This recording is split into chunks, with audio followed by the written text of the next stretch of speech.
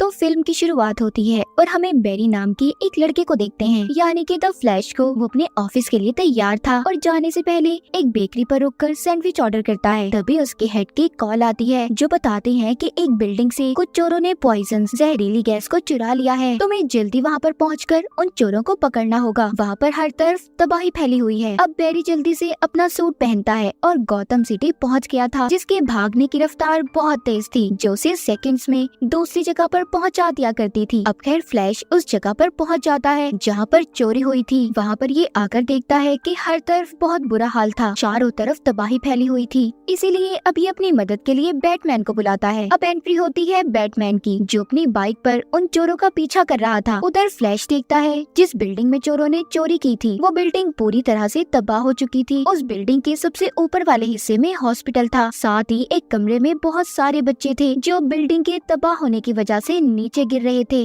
लेकिन फ्लैश अपनी super speed और पावर का इस्तेमाल करके सभी बच्चों को बचाने की कोशिश कर रहा था। यहाँ पर उसकी बैटरी भी लो हो जाती है। तभी उसने हवा में सब कुछ रोक दिया था और एक माइक्रोवेव से कुछ चीजें निकाल कर खाता है, कुछ फ्रिज से खाता है, जिसके बाद उसकी बैटरी चार्ज हो गई थी। अब वो सभी बच्चों को एक एक करके बचाता है। सभी की उसने एक लाइन बना दी थी और फिर बड़े ही आराम से सभी बच्चों को पकड़कर सही सलामत नीचे उतार लेता है। इसके बाद हमें बैटमैन दिखाया जाता है जो उन चोरों का अब तक पीछा कर रहा था। वो अपनी बाइक को टक्कर मार के उन चोरों की गाड़ी के ऊपर चढ़ गया था। अब उन सभी को मार मार के गाड़ी से बाहर निकाल देता है। अब इन्हीं के साथ लड़ाई करते हुए वो उस गाड़ी समेत उस चोर के साथ पुल से नीचे गिर जाता है, जिसके पास पॉइजन जहरीली गैस थी। बैटमैन और वो चोर पुल से लटके हुए थे। तभी यहाँ पर आती है वंडर वुमन, जिसने अपनी रस्सी फेंककर बैटमैन और उस चोर को बचा लिया था। उधर फ्लैश ने भी सबकी जान को बचा लिया था और फिर जिसके बाद उन चोरों को पुलिस के हवाले कर दिया जाता है। इसके बाद बैरी यानी कि फ्लैश दोबारा उसी बेकरी में जाता है और अपने लिए सैंडविच लेकर ऑफिस आ गया था, जहाँ पर उसको बॉस से अब बहुत डांट पड़ती है क्योंकि वो लेट हो गया था। मगर खैर वो ऑफिस में अपना काम पूरा करता है और फिर जिसके बाद उसकी मुलाकात होती है अपनी एक पुरानी दोस्त से जो कि एक वकील थी। वो फ्लैश यानी कि बैरी से कहती है कि मैं तुम्हारे डैड के केस पर काम कर रही हूँ और मुझे इस बात का बहुत दुख है कि मैं उन्हें नहीं बचा सकती क्योंकि सारे सबूत तुम्हारे डैड के खिलाफ हैं। सबका यही कहना है कि तुम्हारे डैड ने तुम्हारी मॉम को मार दिया था। कल वो अदालत में पेश होंगे और मुझे लगता है उन्हें सजाए मौत हो जाएगी। ये बात सुनकर बैरी को गुस्सा आ जाता है क्योंकि वो जानता था कि उसकी मॉम को उसके डैड ने नहीं मारा।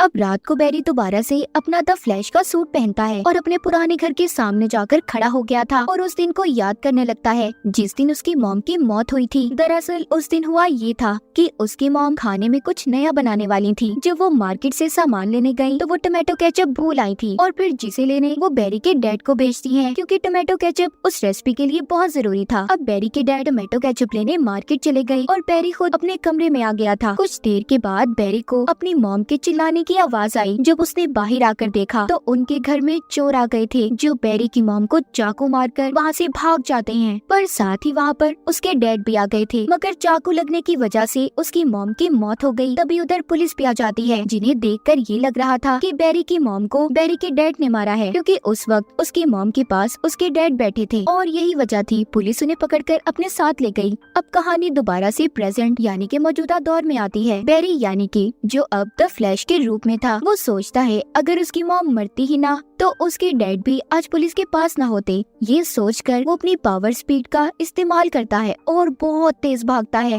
भागते हुए उसके पाँव से बिजली निकल रही थी। अब वो भागते भागते उसने टाइम ट्रेवल कर लिया था। वो एक अलग ही दुनिया में पहुंच जाता है जहाँ पर उसे अपनी माजी में हुए सभी हादसे याद आने लगते हैं, जिसे चाहता तो वो बदल भी सकता था। मगर खैर वो दोबारा से अपनी दुनिया में आ जाता है और आकर अब वो सीधा बैटमैन के पास जाता है। उससे कहता है अगर पास्ट में मेरी मॉम मरी ही ना होती तो आज मेरे डैड को जेल ना होती। क्यों ना मैं इन सब चीजों को पास्ट में जाकर दोबारा से सब कुछ ठीक कर दूं, मैं बदल दूं इन चीजों को। बैटमैन कहता है फ्लैश ऐसा करना बेवकूफी होगी क्योंकि अगर हमारी जिंदगी में ऐसे हादसे पेश ही ना आते तो आज हम कभी भी इस मुकाम पर ना होते। अगर तुम्हारी मॉम की मौत ना हुई होती तो तुम द फ्लैश ना बनते और ठीक ऐसे ही अगर मेरे मॉम डैड ना मरते तो मैं कभी बैटमैन ना बनता। इसीलिए जो हो गया उसे भुला दो। ऐसे टाइम के साथ छेड़छाड़ करना बहुत भारी पड़ सकता है। मगर फ्लैश फिर भी बैटमैन की बातों पर यकीन नहीं करता। वो अपना सूट पहनता है और अपनी बिजली जैसी रफ्तार का इस्तेमाल करके बहुत जोर जोर से भागता अपने पास्ट माजी में पहुंच गया था, जब उसकी मॉम मार्केट में रेसिपी का सामान लेने आई थी। अब वहाँ पर जाकर वो करता ये है, उसने अपनी मॉम की बास्केट में टोमेटो केचप को रख दिया था ताकि जब वो घर जाएं तो उनके पास टोमेटो केचप हो और उसकी मॉम उसके डैड को फिर घर से बाहर केचप लेने ना भेजे, और इस तरह उनका घर अकेला भी नहीं होगा, उनके घर में कोई चोर भी नहीं आएगा। इस तरह से उसकी मॉम की मौत भी नहीं होगी, उसके डैड को भी पुलिस लेकर नहीं जाएगी। अब ये सब कुछ ठीक करने के बाद फ्लैश दोबारा से अपनी स्पीड से भागता हुआ अपने टाइम यानी कि अपने प्रेजेंट में जा रहा था। तभी उसे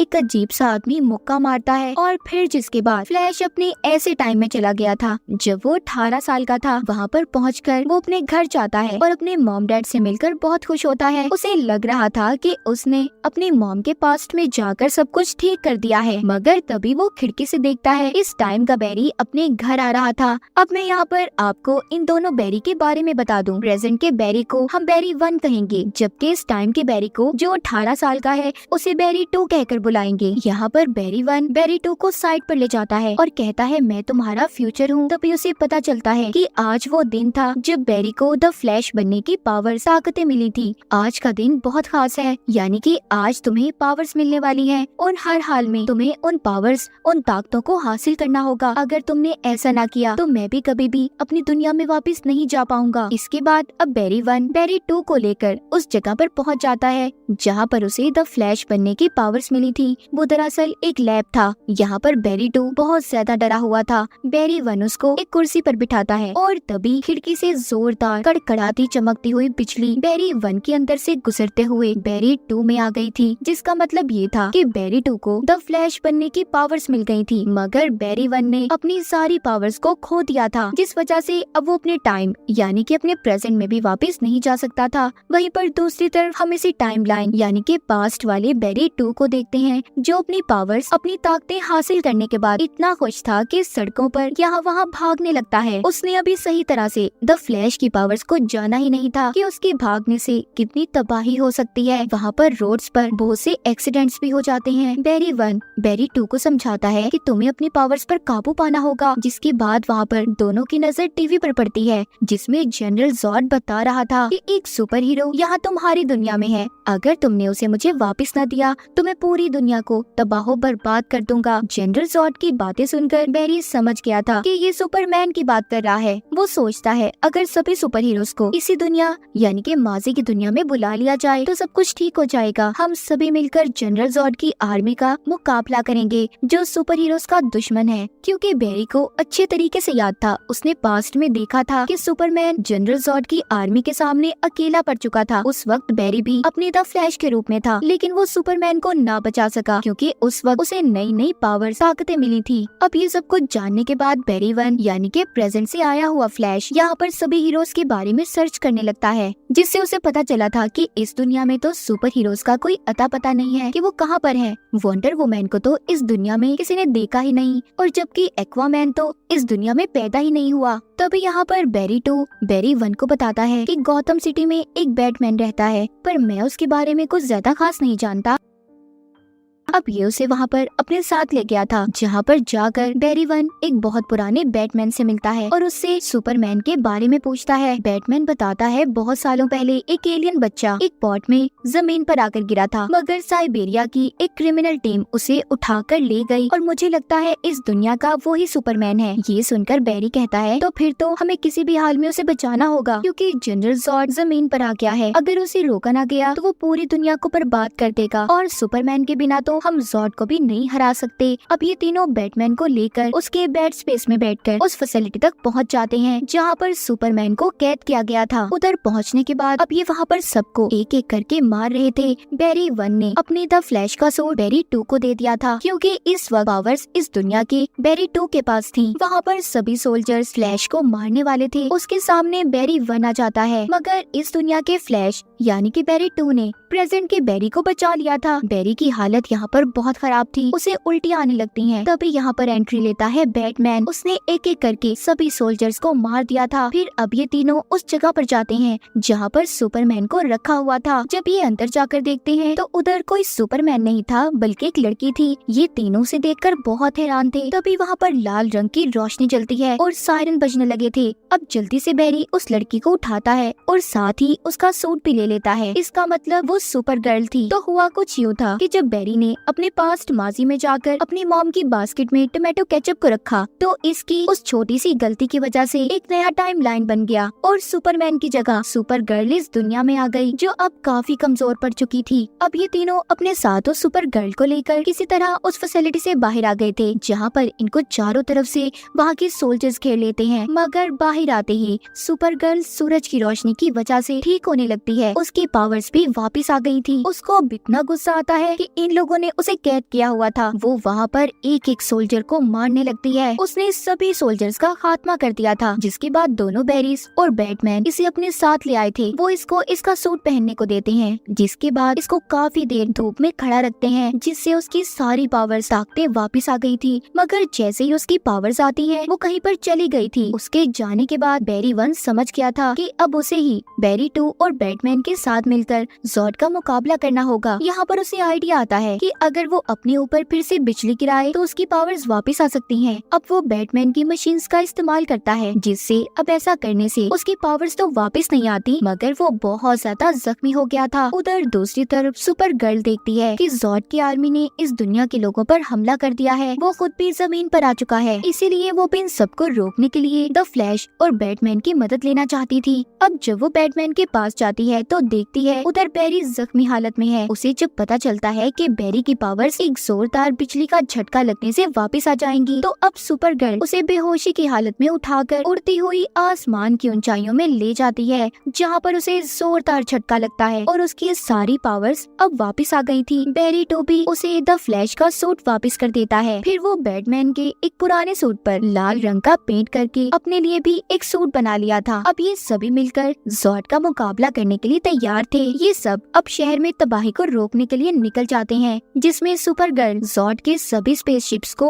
अपनी पावर से तबाह कर रही थी जबकि दोनों द फ्लैश मिलकर बैटमैन के साथ ज़ॉर्ड की आर्मी को मार रहे थे। अब सुपर गर्ल ज़ॉर्ड के साथ एक लंबी लड़ाई लड़ती है। दोनों एक दूसरे पर भारी पड़ रहे थे। सुपर गर्ल अपनी आंखों से तेज लेजर लाइट रोशनी निकालती है मगर ज़ॉर्ड उससे ज्यादा ताकतवर था। उसने सुपर गर्ल को इस लड़ाई में हरा दिया था जिस वजह से उसकी मौत हो जाती है। इस लड़ाई में बैटमैन भी मारा गया था। जिसके बाद दोनों बैरीज यानी कि दोनों फ्लैश मिलकर ये फैसला करते हैं कि वो दोनों पास्ट में जाएंगे जहाँ पर ये सुपर गर्ल और बैटमैन को दोबारा से जिंदा कर सके।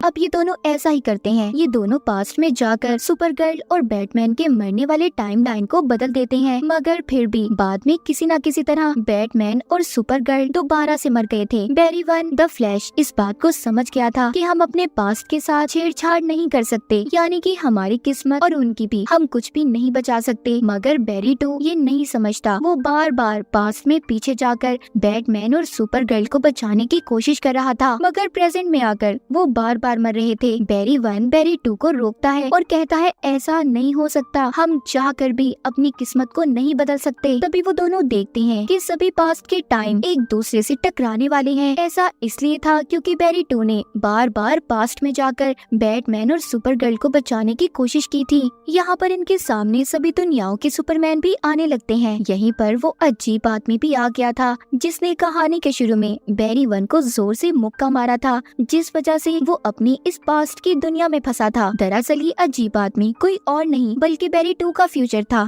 जो कि हजारों सालों से बैटमैन और सुपर गर्ल को बचाता आ रहा था मगर फिर भी ना बचा सका। बैरी 1 उसे भी मना करता है कि ऐसा मत करो, हम किसी भी चीज को नहीं बदल सकते। लेकिन फ्यूचर 2 के बैरी का दिमाग अब खराब हो गया था। वो बैरी 1 पर अपने हथियार से हमला करता है लेकिन तभी उसके सामने इस दुनिया का बैरी 2 आ जाता है जिसको वो हथियार लग गया था और वो वहीं पर मर जाता है। अब क्योंकि बैरी 2 ही नहीं बचा था, तो इस वजह से उसका फ्यूचर भी खत्म हो जाता है और जितनी भी दुनिया आपस में टकराने वाली थी सब ठीक हो जाती है। जिसके बाद अब एक ही बैरी बच गया था, यानी कि बैरी 1 द फ्लैश। वो सोचता है कि अगर वो अपनी मॉम को मरने देगा तो सब कुछ बिल्कुल ठीक हो जाएगा। वो अपनी स्पीड से भागकर उसी पास्ट के टाइम में पहुंच जाता है जब उसने टोमेटो केचप को अपनी मॉम की बास्केट में रखा था। इस बार ये उसे उठाकर दोबारा से शेल्फ पर रख देता है, मगर यहाँ पर उसने नया आइडिया इस्तेमाल किया था। वो उस टोमेटो केचप को उसकी असल जगह पर नहीं रखता बल्कि उसे ऊपर वाली शेल्फ पर रख देता है। जिसके बाद वो अपने टाइम में यानी कि प्रेजेंट में वापस आ जाता है जहाँ पर सब कुछ बिल्कुल ठीक हो चुका था। अब अगले दिन उसके डैड की कोर्ट में पेशी थी जहाँ पर वकील को एक वीडियो मिलती है। ये उस वक्त की थी जब बैरी की मॉम की मौत हुई और उसके डैड टोमेटो केचप लेने मार्केट में आए हुए थे। अब जब वो टोमेटो केचप को ऊपर वाली शेल्फ से उठाने लगते हैं तो उनका चेहरा भी वीडियो में आ गया था, जिससे ये बात साबित हो गई थी कि उस वक्त बैरी के डैड घर पर नहीं थे। उन्होंने बैरी की मॉम को नहीं मारा था और इस वजह से बैरी के डैड को छोड़ दिया जाता है। ये सब कुछ बैरी नहीं किया था, उसी ने टोमेटो केचप को ऊपर वाली शेल्फ पर रखा था। इसके बाद बैरी को बैटमैन की कॉल आती है जो कहता है कि मैं तुमसे मिलने आ रहा हूँ। बैरी जब उससे मिलने जाता है तो वो कोई और आदमी था। बैरी कहता है इस दुनिया का असल बैटमैन कहाँ पर है? वो कहता है मैं ही बैटमैन हूँ। इसका मतलब हुआ ये था कि बैरी अभी भी अपने असल टाइम में वापस नहीं आया था, क्योंकि उसने केचप की बोतल को उसकी असल जगह पर नहीं रखा था और इसी वजह से उसकी किस्मत दोबारा बदल गई। वो दोबारा किसी और टाइम में आ गया। इसके बाद कहानी के आखिर में हमें दिखाया जाता है कि बैरी यानी कि द फ्लैश इस दुनिया के एक्वामैन से मिलता है और उसे सारी बातें बताता है कि उसके साथ तब तक हुआ क्या था और कैसे वो इस दुनिया में फंसा। अब बैरी द फ्लैश कैसे निकल पाएगा इस दुनिया से? तो इसी के साथ इस मूवी की कहानी यहीं पर खत्म हो जाती है।